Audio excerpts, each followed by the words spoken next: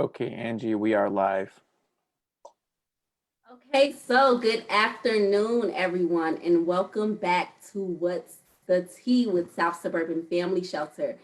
So before we get started today, I just want to give some people time to log on and tune in, get their tea warmed up, so they can join us for this amazing video with our wonderful executive director, Jennifer. How's your day going, Jenny? It's good. It's good. I've been out of the office on vacation for the last 10 days, so I'm getting reacquainted with my space. I'm really glad you took a vacation because you needed it. So I'm really glad you've been out the office because you need that self-care. You've been so busy with everything with the agency. It's trying times and it's more emotional energy, I think, than the physical energy of all of it. There's just a lot to worry about. So we try to unplug, but I have to do it, right? Because if I tell you guys that you need to take care of yourselves, you have to see me doing it too. Yeah. Is it sometimes hard for you to self-care for yourself though? It depends on what's going on. Sometimes it is. I get really drawn in, and so I have to be even the last few days that I was out, it was difficult. I'm still hearing all the news about coronavirus and everything that's going on in the environment. And it's very hard for me to not be like, okay, how does that impact work? Okay, how does that impact work? Calm down. You can figure that out in 3 days. It is kind of hard to shut it off. Absolutely. No, that's definitely understandable. But I know with you, self-care is always a learning thing. It's so easy to tell someone you need to self-care, but we don't know how to do it effectively. So I think it's still a learning thing for all of us, especially with the field that you're in. Oh yeah, and I saw on Facebook a friend of mine shared an image that was one of those like what you think self-care is, and it's like a nice warm bubble bath. What it really is like, Not challenging your boundaries and all of these other things that are really hard and messy that you have to figure out. And it's not just this perfect calm thing. You really have to work at it. yeah, it's like it's not just a color what it is, it's really kind of a gray area. But I'm One. Yes, but I'm glad that you got that taken care of for you to kind of take a step back and give yourself some self-care because you really deserve it. So as we do have people logging on, we just were talking about self-care. So make sure you are taking self-care practices as well. But as we are getting started, I would really like everyone to write, what tea are you drinking? What did you bring to the table today? So today I am drinking chamomile tea. I always like to tell you all the benefits of it. I did read that it helps with stress and anxiety, which is something that I deal with personally. So hopefully this works and it gives you a calming. Jenny, what are you drinking today? I've got jasmine green tea here today. Here's my little tea bag. I don't know what it does. I've never looked it up, but I like the way it tastes. It smells good. It's light. And it always like calms me. I just like the idea of drinking tea is really different than drinking coffee. It's an afternoon break. It's a time to relax. And so that's how I like to take my tea. Well, thank you for sharing. So again, please share with us. We want to know, okay? So I know that we have some people tuning in, and maybe this is your first time tuning into our video and you're confused to what you're watching, right? So What's the Tea is basically ongoing video series that the Community Education Department coined and developed. With the pandemic, we knew that it was hard for us to really show our face physically in the world. So we really wanted to allow you all to still have the tea, still have the scoop of what's going on with South Suburban Family Shelter. How are we handling ourselves? How is the agency doing right now during the pandemic? So every Tuesday at 1 o'clock, we have a different interviewer, a different interviewee, and a different topic. Okay, so please, please, please make sure that you are tuning in every Tuesday to talk to us because we miss you. Okay. So before we get started into the good stuff, Jenny, I always like to start off with an icebreaker. Okay, so it's true or false, 3 questions. Okay, so my first question, true or false, July 21st, 1980 was the exact day that South Suburban Family Shelter became a nonprofit in the community. Excuse me. That is true. That is our incorporation date. Okay, so our birthday is coming up. Birthday Okay. is coming up. We're going to be 40 years old, the big 40. Wow, that's amazing to be around for 40 years in the Homewood community. That is amazing. So we do want to say we just told you all our birthday is next week on a Tuesday. So that means you all can tune in next Tuesday for our birthday party. Right, so mark your calendars. It is our birthday, so you know it's going to be a really good celebration. So make sure you have the good tea for that day. That's right. So my second true or false question, true or false, the agency does not have the founders table anymore. And for those who don't know, I know you're looking, Angela, what is the founders table? So the founders table is where we were birthed. It's the actual table where our agency leaders, such as Diane Kessler, along with other community leaders, actually sat down at the table to incorporate South Suburban Family Shelter. So is it true that we have the table, or did we throw that out? We actually have the table. The table sits in the middle of our administrative office, and we eat lunch together when we could eat lunch together. We're waiting to be able to eat lunch together again at that table. And over the past year, we also started doing puzzles together at that table. So going all the way back to self-care, when we need to take a break, everyone's invited, and some people work really hard on the puzzle, and some people like me come around and amazingly find the missing piece and where it goes every now and then. But it's out and it's in front in our office every single day. And it's a great reminder to us of all of the hard work that's gone into this agency. And it's just a really meaningful piece for us to have around. I was definitely going to say it's really a special piece to us because it feels so homey, like you said, when we do puzzles together, when we're eating together, it's like our family dining room table. And we always call the agency our home. Hey, welcome home. So it's really special to still have that table that has so much history along with it. And I know the founding members are very happy to know that we still cherish that piece. Well, it's so important. So the table belonged to Diane Kessler and the Kessler family, and it was in her house, and she hosted a lot of the meetings. And Diane passed away coming up on a year now. So it just adds an extra piece to us that we have that piece of her that's with us always, because this agency meant so much to her and her family. They continue to be so supportive of us that we actually, in our 40th anniversary year, we renamed our Community Partner Award for Diane Kessler. So when we give that award at our gala this year, it is in her name and in her honor. So. Wow, that's beautiful. And I know that's going to be so touching to her family because, like you said, she really holds a special place in our heart at South Suburban Family Shelter. Yes. So, okay, last one. True or false?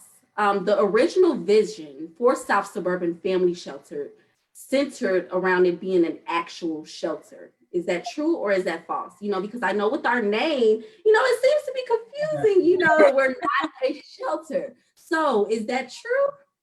It is true. So they did set out to actually have a physical residential shelter that everyone typically thinks of. There were a couple of different reasons why it just didn't pan out that way. That is why the name is South Suburban Family Shelter. And we don't actually have a shelter, which is the bit of trivia that I always share when I talk to people. Guess what? We don't have a shelter. Wow. Well, there you go, you all. You have the tea on why we're called South Suburban Family Shelter and we don't have a shelter. So thank you. We just do it. We have a shelter. No.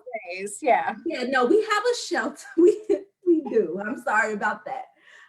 So we thank you again. And for those who are tuning in, again, my name is Angela Davis. I'm a community educator with South Suburban Family Shelter. And today we have our amazing executive director, Jennifer Gabrina. So she She has done so much for this agency.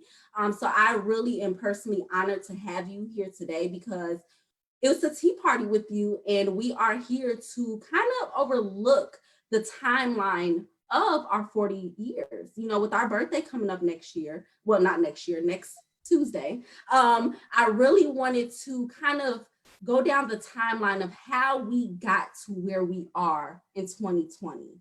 So I really appreciate you for being here and speaking with me today on What's the Tea. We really value you and your presence all the time. Thanks, Angie. That's really sweet. No problem. So my first question to you, okay? So for 40 years, the agency has been in the Homewood area. And for 4 years, you have been an executive director. So what is one thing that you've learned about yourself by being a leader at the agency? So, one thing that I've learned is to take a lot of deep breaths because things just keep coming at you all the time when you're in leadership at a nonprofit, and you're always wondering when the calm time is going to be and when the easy time is going to be, and it's pretty much not there. So understanding that and knowing that to take a deep breath and keep going forward. And also this sense of, and it's a constant thing that I have to work on, but just this part of believing in myself, and in my own capabilities to do this job. There's this thing out there that's called the Imposter Syndrome that they talk about with a lot of leaders, where you find yourself in positions where sometimes you're like, what am I doing here? And why do I even have this job? Because it's so hard. And since I've been here in the last 4 years, I started with the state budget crisis, which was unprecedented. No one had ever seen it before. We went without our largest state DHS grant for over a year. And then now, this year, we're in the COVID-19 pandemic. So this is now, in 4 years, the second unprecedented event that we've been dealing with. So you've got to just learn how to, again, take a deep breath. I think during the time that I've been an executive director, I picked up running again, which was something that I loved to do. And I started running half marathons, which I always wonder, like, how is my self-care running half marathons? But what I've learned about running, that is also what you learn in leadership, is that as long as you keep going, it gets better. I'm over here like, wow, you said a lot of different things. Well, first, I do want to say that your running, now that you're getting back to you running those half miles or miles or those marathons and things, I think that is self-care. You know, you're getting yourself to be physically active, which is helping you emotionally and physically. So I think that's a great thing to do. And I really like what you said about rolling with the punches. I did not think about you being an executive director for 4 years, and you dealt with two major situations while running the agency. But I think that it's really important that you realize that about yourself. I know personally, sometimes being in a leadership role, you want to control everything. You want to make sure that you have control of everything, and you can't. I think the other piece about that is that you can't do any of it by yourself. So that's a really good point. You have to let go of control. You have to realize that you can't do it alone, and surround yourself with other people that can share it with you. So we have an amazing team of directors. We have an amazing team of program managers that then, leads down to our amazing staff. And what's been great about, it's odd, there have been great things that have come out of this pandemic, is the innovation that you all as staff members have come up with. You had to pull back from your day to day and think about how to do things differently, and you did. And like, that's a leadership lesson to me. You have to allow space for people to do that. And if you're trying to control everything and everyone all the time, that's not going to happen.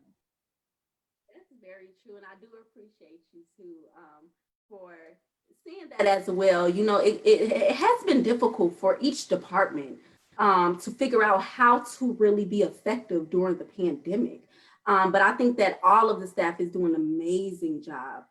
Even yourself in the role of the executive director, for you to be rolling with the punches. We're coming up on our birthday and we're still thriving. That shows your leadership as well.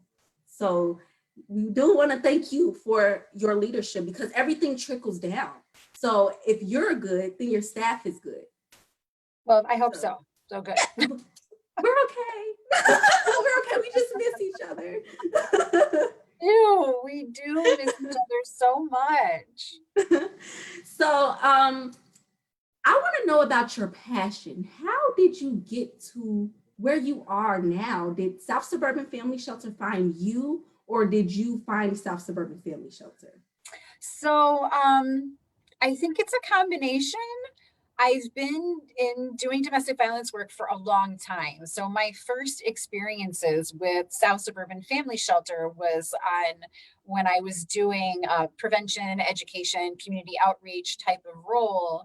And South Suburban Family Shelter had a person in that same kind of role. So we were in the same places all the time, interacting with each other. So I knew a lot about SSFS through that.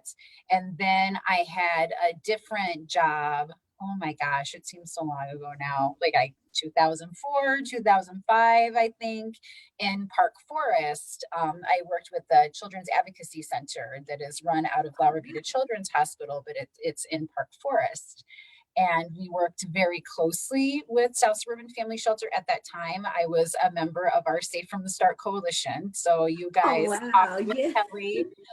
She was on What's the Tea a couple of episodes ago. So when I was at the Children's Advocacy Center, I was part of the Safe from the Start coalition there. And then I wrote a grant and we started a project that was around trauma services for kids. So La Rabida Children's Hospital has a really amazing behavioral health department and had been doing a lot of trauma focused work for a while.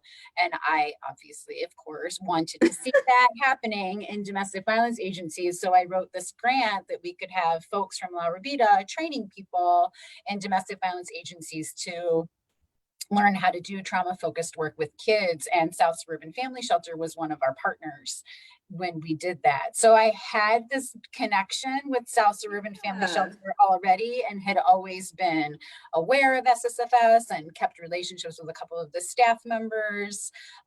So when I was at the time in my life where I was looking, this opportunity came up, I felt like I really already knew the organization and knew that it was a place that I would want to work out because I knew the reputation. I knew the kind of work that happened here and I knew that that would fit for me. That's so funny how the world aligns itself. You are doing the work, you still have that passion and you're giving to the community, but who would have thought that you would end up permanently because we're keeping you forever, at South Suburban Family Shelter, leading the agency. So that's just amazing. And you have a lot of knowledge, a lot of experience. So have you ever had a time where you have encountered a former client or a community member that has let you know that what you are doing is making a difference in the world? Have you ever had any of those times that let you know, hey, Jen, you're doing good, you're making a difference, keep going? So the things that like I said, the majority of my work had been in prevention and community outreach. So typically you're in front of people and you're talking, you're not in long-term relationships with them. So oftentimes you have no idea what happens. You go out there and you plant a seed and you hope that it does something. I've had a couple of things happen, and a few of them were early on in my career when I was doing, the majority of face-to-face work with people. So I had one person in a 40-hour training. She was, I think she was a former client of the agency that I was at the time, and she went through the training. And a couple of years after that, I think she was getting an award at that agency's gala, and she came up to me and she thanked me for the training. And whatever it was I said at the training, I don't know. She seemed very, very appreciative. But I know that even now, today, I recently reconnected with her. I found her number. She is on the board of a DV agency that another one of my colleagues from that that job had kind of founded. So she stayed within the work, and she still remembers me and I still remember her. So that's pretty special. And then I had one other that sticks out in my mind. I used to do some education with medical students at Midwestern University. I was invited out to do a couple of talks with them. And at one point, one of the professors called me, the professor of that particular class, and kind of went over with me this experience that he had where, this was going on. This is the interaction. I think this person might have been abusive. This is what I did. Do you think I did the right thing? And he's like, I never would have thought about that person potentially being abusive had it not been the kinds of things that you talked about in the training. So there's every now and Yeah. then who tells you something. But I think right now at this stage in my career, it's seeing all the different people that I've worked with, people that I've supervised in the past, and where the trajectory has taken them, people that I feel like I've only slightly mentored or had a little bit to do, and watching them grow. And I think this work is so fun because you get to create advocates that just go out into the world and create so much change. There's people who maybe they've worked in the DV or the sexual assault field for a year, but that never leaves them. They carry that with them everywhere they go. And we have so many people who even donate to us that tell us, oh yeah, I worked for a DV agency for a year when I was in college, or something like that. So you do get to have this opportunity to have a huge impact, even if you're not working, face to face in a counseling case management type of role. That's really interesting, bringing up the community education department, of course. But that is very true. You go into the school and all you could do is plant the seed, So unfortunately, if someone did disclose and we had to go and tell, the social worker, we don't hear back to know how that student is doing. So that's very true. But those two pieces that you explained, that is amazing for one of your situations, for her to actually be on a board.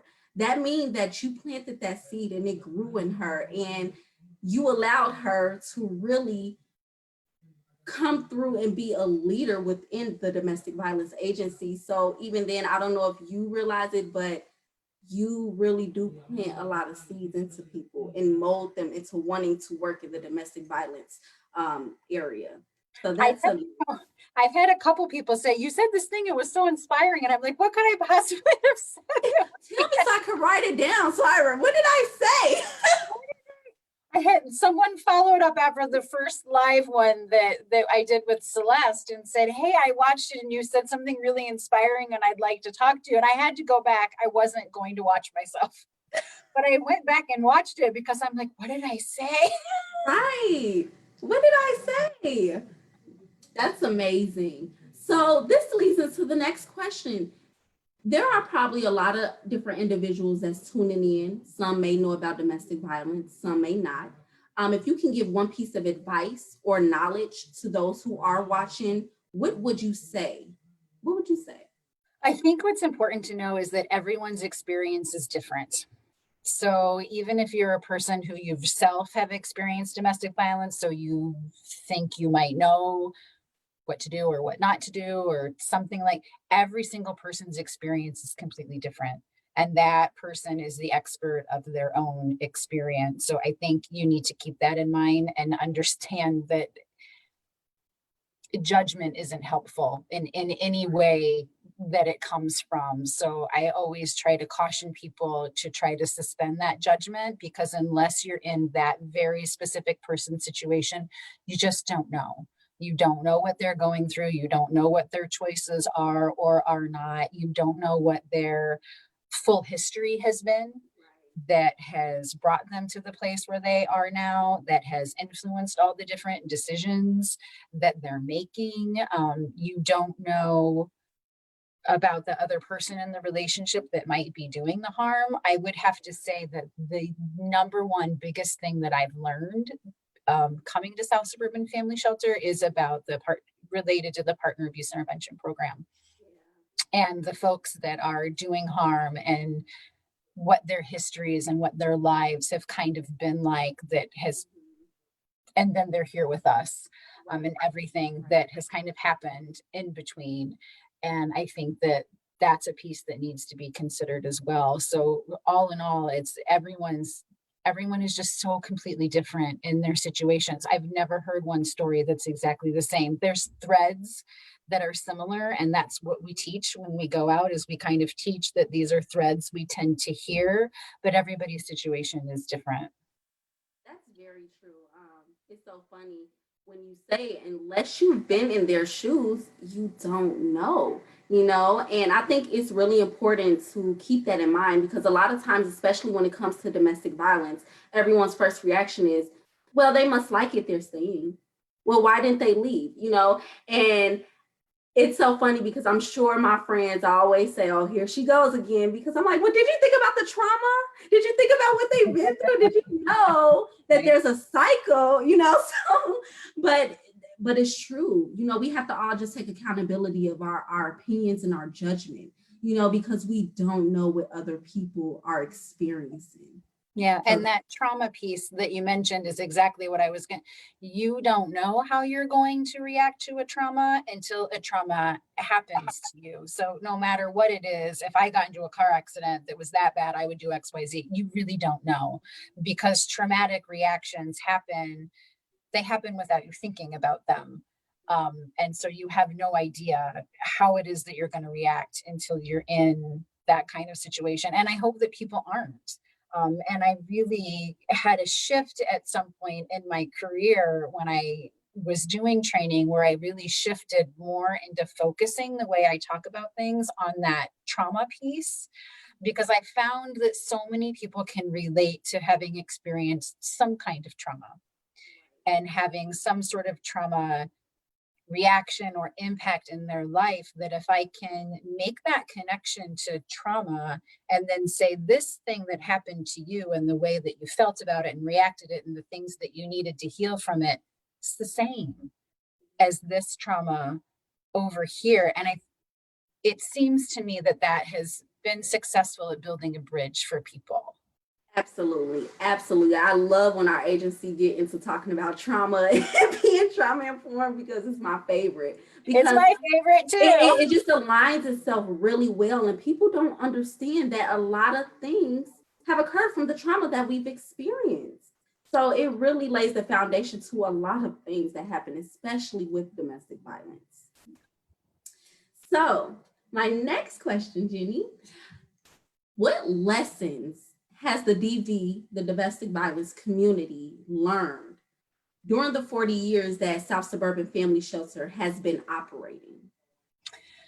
Oh, there's so much. So one of the things that I love, I like to learn the history of the things that I've been involved in. So I try to pay a lot of attention to what we are as, and there's this debate, right? Are we a movement? Are we a field? What does a movement mean compared to a field? Kind of an idea.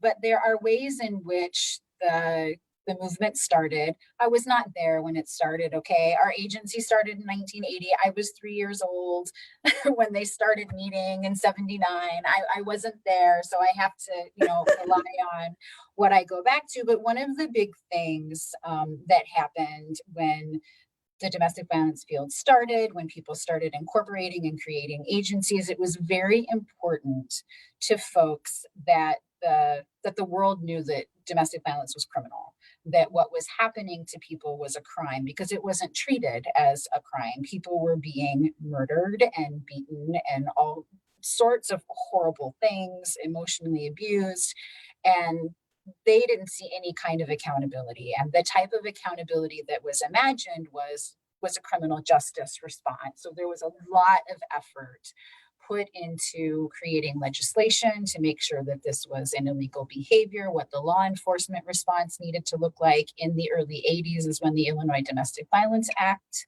was started, that has a whole slew of things that are related to that. One of the things that we've learned based off of that is that the criminal justice response that we've spent so much time creating isn't the response that works for everyone who experiences domestic violence. And so I think that I think that kind of in general, most people I talk to know that, but figuring out what a different response looks like has been more of a challenge. If accountability doesn't come from the criminal legal system, where does accountability come from? And that's been very difficult for people to wrap their arms around. But I think that's a big lesson that we've learned. And then, like you've referenced with the trauma piece.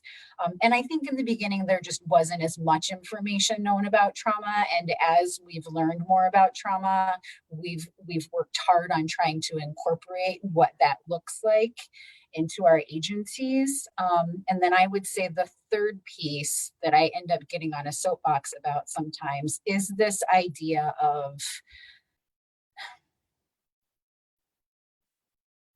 I want to use the word co-optation, but I'm not sure if that's the right word. But as we've become more government funded and as we've become more mainstream, so to speak, some of that experimentation and some of that innovation and some of the ways in which really sparked our work has sort of settled down a little bit. And it makes it difficult for us to do things the way we want to do when we have so many regulations on us that tells us how we have to do our work.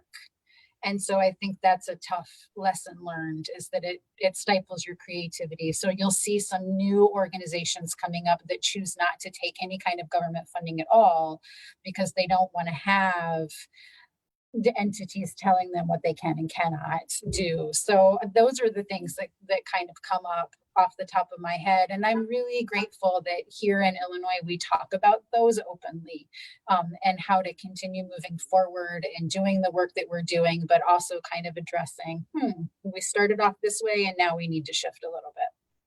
Absolutely. I like that you also bridge the gap from how it was in 1980 to now, which kind of leads into my last question with you. Can you share some examples of South Suburban Family Shelter being an early adopter of forward-thinking practices?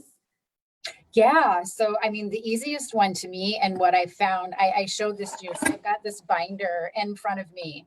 This binder, our founding ladies kept documentation of everything that they did when they started the agency, which is a gift to me because I've been able to go through and look at it. And in reading this information, what I learned was that being able to work with the folks that are doing harm in the relationship has always been a goal of our organization. So we were founded on this premise that you have to work with everyone who is a part of the domestic violence situation. You have to work with the victim, you have to work with any children that are involved, and you have to work with the person that's also doing harm. And that isn't even how it is today. You know, you don't find a lot of agencies that are working with those who've been harmed and those that are doing harm. And that's so significant because you want domestic violence to stop. But if we ignore every single person who has harmed somebody else, that just doesn't make sense. How could we possibly work towards stopping domestic violence if we're ignoring a whole piece of the equation over here?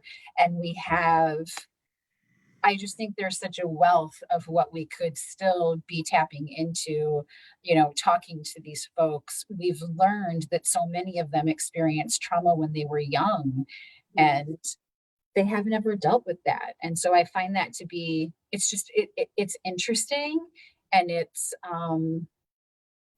a lost opportunity, I think, to really figure out how do you affect change in someone's life, because I've always deeply believed that we're not born to hurt others. Something happened somewhere along the way, and that's where I think we still as a field need to grow.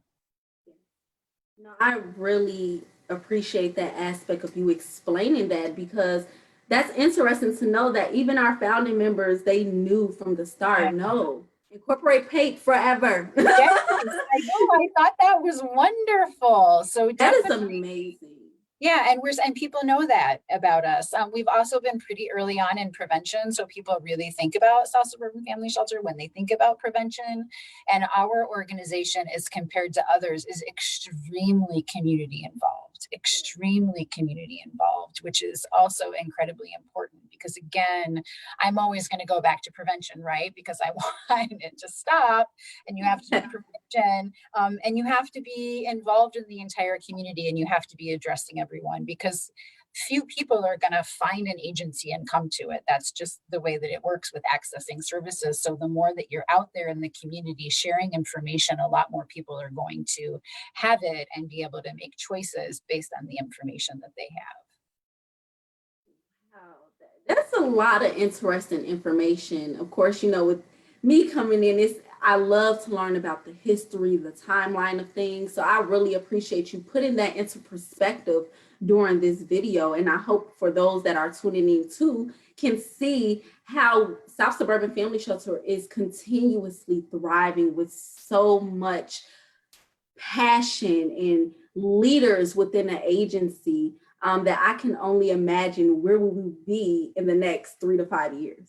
Yeah, it's going to be interesting. We have to figure out, we're still figuring out how we're continuing with the pandemic, and we're holding our own. I think that we're doing the best that we can be doing right now, which is all that I can, it's all that I can ask for us. And people are still thinking forward about the goals of their programs and what they need to look like. And some things need to change a little bit. And it's challenging, but it's okay. People are up to the challenge. Well, before we go into our questions, is there anything else that you would like to share with our audience right now? Well, I think just wanting to go back to the 40th anniversary and make sure that you guys, like our page and stay tuned, because we have a couple of different things that are going on. We had all sorts of in-person things we wanted to do to celebrate our birthday, and we've had to change it up a little bit. So just make sure you're following us and all of the fun activities that we're doing and the ways that you can contribute and celebrate our birthday with us. We're going to talk more about the birthday next week. I'm not Yes. Yes. So, of course, before closing out our video, of course, we're not done. No. Zach, do we have any questions? Is there anything our audience would like to know from Jennifer or even myself? Is there any questions? Yeah, so we have 3 questions so far. The first one actually is for Angie. So Angie, how long have you been with the agency and how do you practice self-care? So, great question. So I have been at the agency since November of 2017. South Suburban Family Shelter actually was the first agency to believe in me and my passion and my work when I graduated college. So after leaving college, I've been with them since. But I would say, as far as practicing self-care, I'm human. I'm going to be honest. That is something that I'm still working on and I'm still figuring out. But I do think that being physically active, whether that's just getting out, getting some air, getting some sunlight. I know that Jennifer talked about running. I was definitely doing a lot of working out during the pandemic. That slowed down. So you see that I'm still practicing self-care, and that's something that I should probably get back to. So I would say anything that just make you smile and make you laugh, you want to do. Take that as your self-care, because sometimes I feel that we sit down and we try to overthink how to self-care. Just think about what makes you happy. Think about what makes you laugh, because those are really some things that can tame you emotionally. So yeah. Awesome. All right, question number 2. And I know we mentioned this briefly, but is there a current reopening plan for the agency?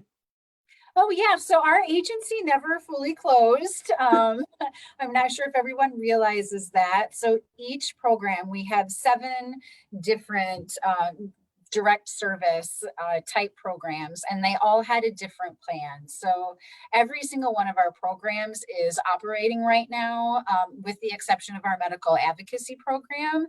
That program, as you might be able to tell from the name, and they were on last week actually, goes into medical facilities. And right now, because of COVID, our medical facilities are asking us to not come in right now. So that program is taking some time to really think about how they can take the model and the information they know and the talents of their staff and do different kinds of things in the community. But all of our other programs are functioning. We are staggering our time in the office. So we're sometimes in the office, sometimes we're at home.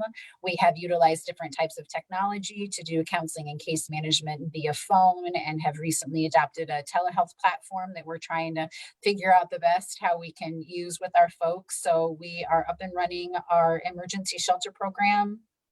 I talked about the first time I was on emergency shelter and counseling. We didn't make any changes to that, but because of the way that COVID-19 impacted residential shelters, we saw a huge, I think the last time I checked, it was a 600% increase in the number of people that we provided shelter to via our scattered site model, because that model for a time period became the only way that people were able to access safe shelter. So that particular program really had to step up, and our counseling program and our housing program, of course, wrapped around. And that's part of the innovation. I think, they did that, and they did that without any particular leadership person having to tell them to.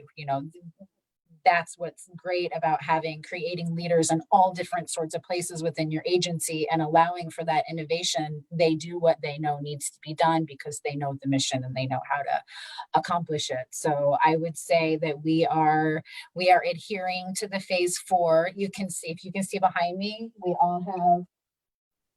we have our cleaning wipes there at our desks. Everybody has sanitizer. Everybody has masks. If you're lucky, you have a purple one for domestic violence. So we have all of those things set up for our staff in our public spaces and in everybody's offices. And we're doing what we need to be safe, but we are still providing all of our services. Awesome. Well, thank you for the update. I've got one more question, and then I'm going to refresh the page. So if anyone else has a burning question, now would be the last time to get it in. So the last one that I have so far is, where would you like to see the agency go and grow over the next 40 years? Oh my gosh. Okay. So Angie's laughing.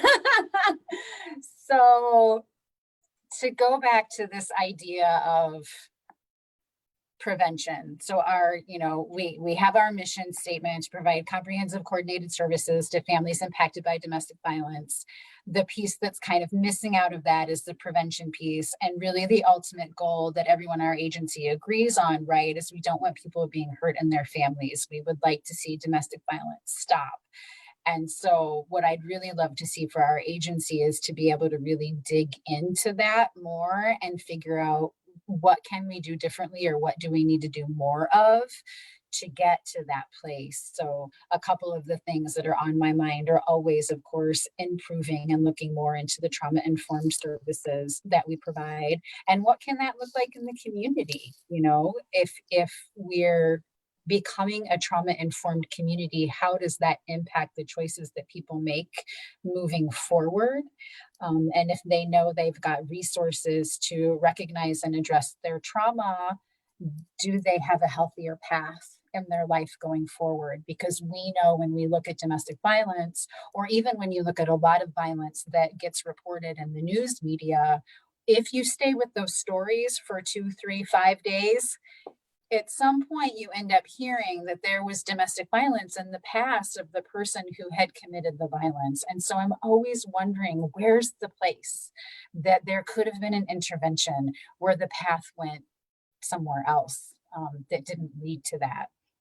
So I'd really like to see us moving further in that direction, obviously enhancing the services that we provide survivors to always make sure that they're the best and the most appropriate, but really looking into how can we be those active, involved members of the community as an agency that's really looking at preventing and stopping this violence from occurring. And I think that we can do it. We have really engaged, wonderful staff that have great ideas. I mean, really this concept is part of what the medical advocacy program is thinking about.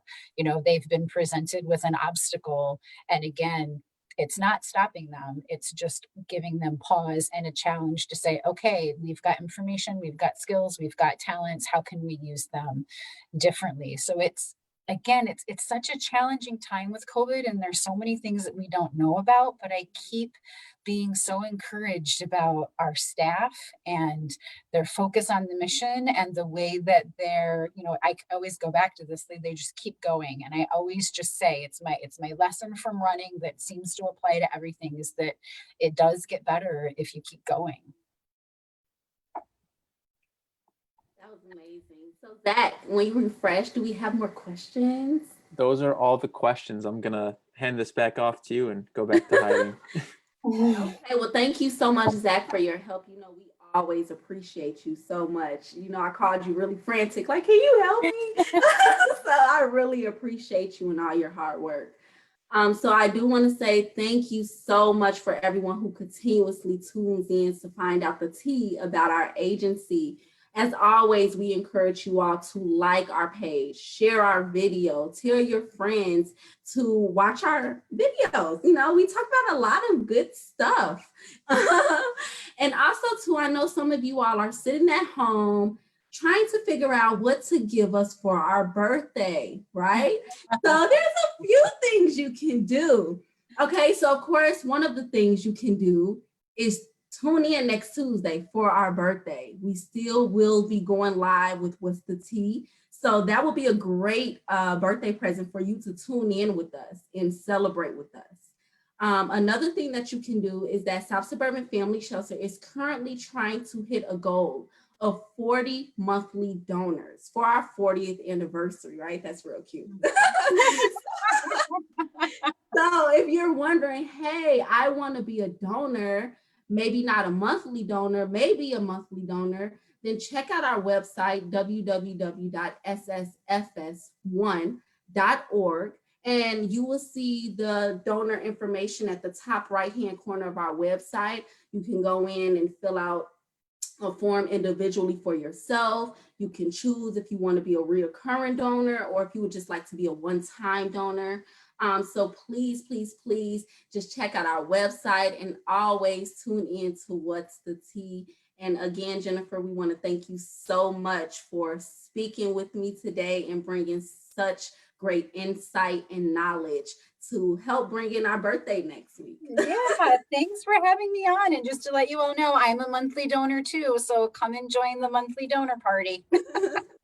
Well, thank you so much, everyone. I hope you have an amazing day. Oh, wait, before I go, I almost forgot. Today is a nice day. So if you're not doing anything, go walk around downtown Homewood, okay? So right now we have been doing benches for change. So a lot of the different agencies in the downtown area created a bench, so it's like a walking art show. They're awesome. I think there's just over 20 that are down there. I think I was able to go out and see all of them. They're beautiful. People put a lot of effort into them. And the benches is this whole idea of being able to sit and take a moment of reflection or just sit with someone as a way of supporting them. And it's part of what we're doing for the 40th anniversary in conjunction with the Homewood Business Association, supporting us in this effort. And all of the benches are going to be auctioned off at the end of the summer. And I'm having a really hard time choosing which one I get on because I love them all. They're all so nice.